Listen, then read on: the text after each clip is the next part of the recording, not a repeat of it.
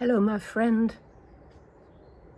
Don't let yourself be eaten up by your despair, because it will gobble you up entirely.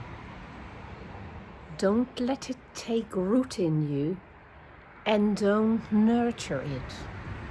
Don't give it more power than it already has.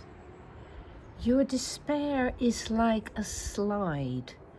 If you let yourself slide down it without thought and without reflection, you may find that you get used to that feeling. And that slipping down that slippery slope is all you think you're capable of. So don't, my friend, make a pact with despair. Despair is like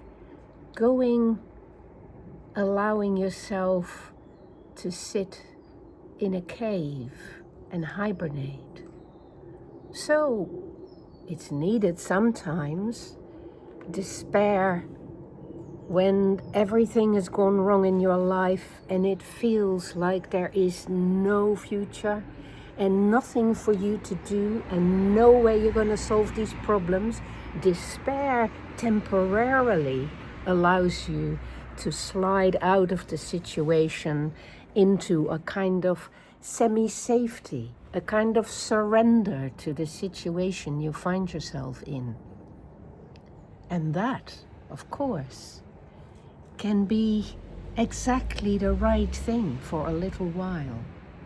Having a sense of despair can be comforting sometimes. It can make you feel as if nothing more is expected of you, and so you're safe. It's like a sanctuary. But despair is a false sanctuary. It is a sanctuary that gives you the wrong advice. It is a sanctuary that seduces you into believing that you can live life on that slope, going downwards, ever further down. And that sensation of giving up and giving in, of surrendering, is all there is to life now. And that, of course, my friend, is a recipe for disaster.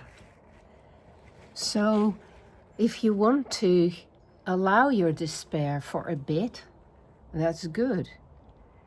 But also make room for the return of the space ahead that is called the future. Because despair is a suspension of the future.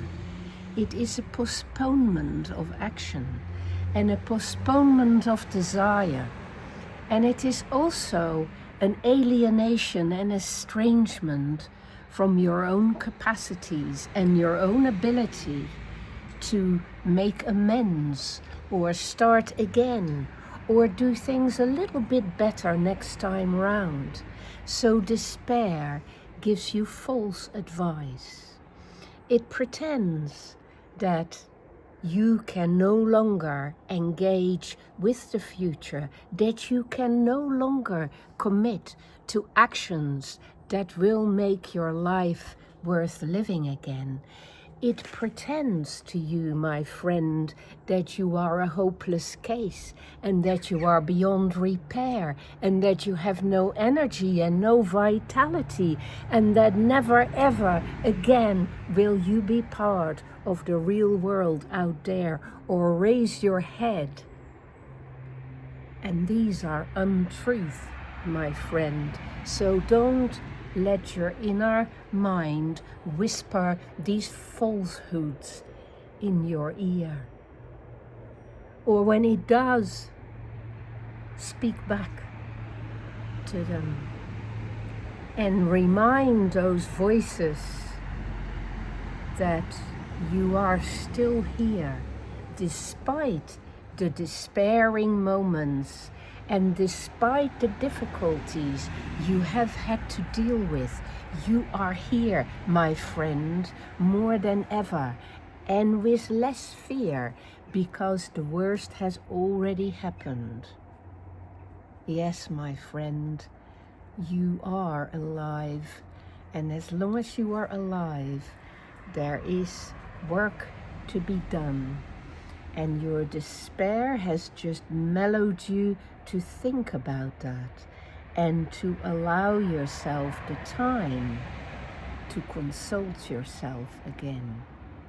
But do not let your despair be your consultant, but let your consultant be the wisdom of your experience, which will tell you exactly what you need to do to very slowly start doing the work that needs doing, my friend, for you to achieve what it is you want to achieve and to get things right this time more than last time, and to persist and to know that you are able, you are capable of so much more if only you can begin to retrieve that existential courage and make it work for you, and to be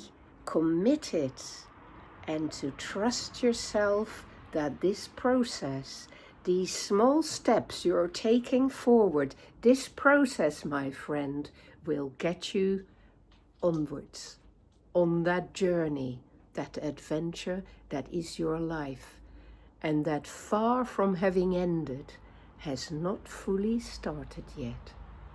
And that's when hope begins, when you realize you haven't yet begun and you can do so much more for yourself than anybody else ever can. So put your trust in yourself and your own ability to bring yourself back to life, back to committing to your own future of action, understanding, patient progress. Take care, my friend, and leave that despair going down that hill without taking you with it.